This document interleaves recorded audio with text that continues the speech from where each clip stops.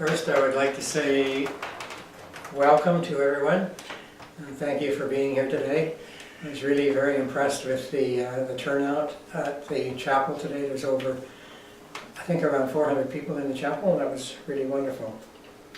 I want to start with giving thanks to Hernan Castro and Alejandro Valencia for caring for Ron over the past years and months, and especially since September, having taken him into their home and providing him round-the-clock loving attention to all his needs. I was very happy to be able to visit Ron frequently since I returned to Canada in February, and as painful as it was to see him in discomfort, bedridden and daily becoming weaker, I was tremendously comforted to see the acceptance and tranquility and even the humor in the face of his impending death. This could not have been possible in any other circumstances. On April the 10th, a few days after Ron's death, Pope Francis, whom Ron was very fond of, was speaking to a group of priests, and he told them how to be good priests. To be good priests, he said, two things are required. The Gospel recalls that those who are called to bear witness to the resurrection of Christ must themselves be born from above. Otherwise, you end up becoming like Nicodemus, who, he noted, did not understand the logic of God, which is the logic of grace, of mercy, where those who become small are great, where those who were last become first, and those who recognize themselves as ill are healed.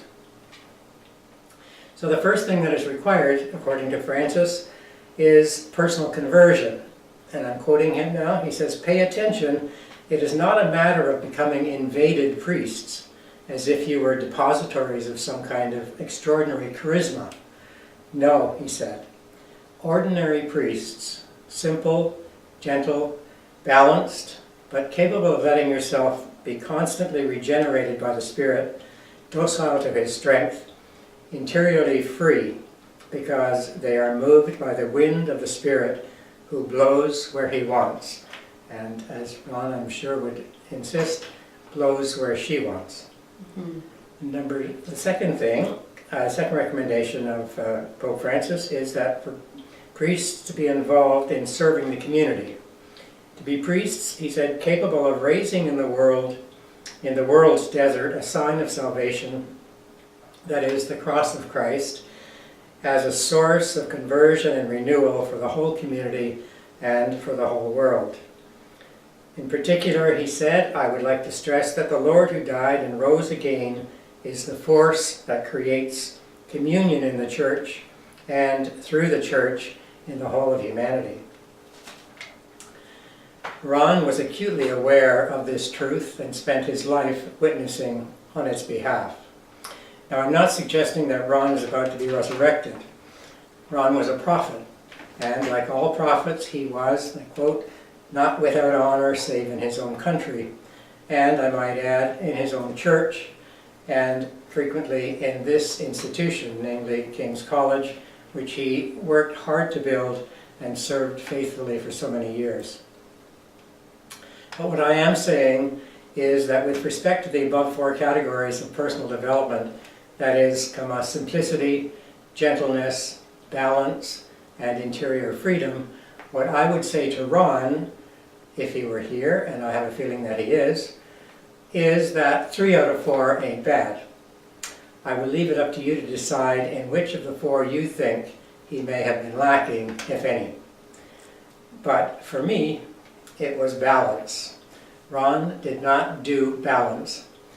Let me give you a few examples. In terms of pets, many of us like to have a pet. Some of us have a dog. Ron was happiest when he had 3, and of course they all had to be corgis.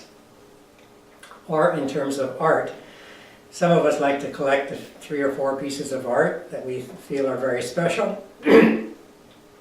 Ron fell in love with African art around 1980, and soon his house was filled with it. In the year 2000, when he retired, he gave away more than 400 pieces of it and still has a surplus left over. Another example of Ron's imbalance has to do with trees. Some of us like to plant a tree or two when we get a house in the backyard or the front yard, and Ron, each house that he bought, he planted a forest in his backyard, which soon resembled a jungle. And don't even get me started on Ron's music collection or his collection of t-shirts. Maybe you can see what I mean. But balance, I think, is a highly overrated concept.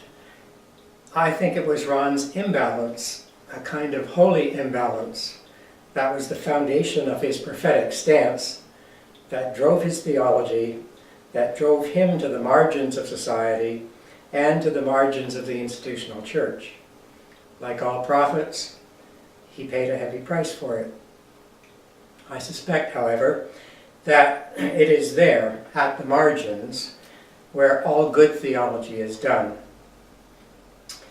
And Ron did good theology.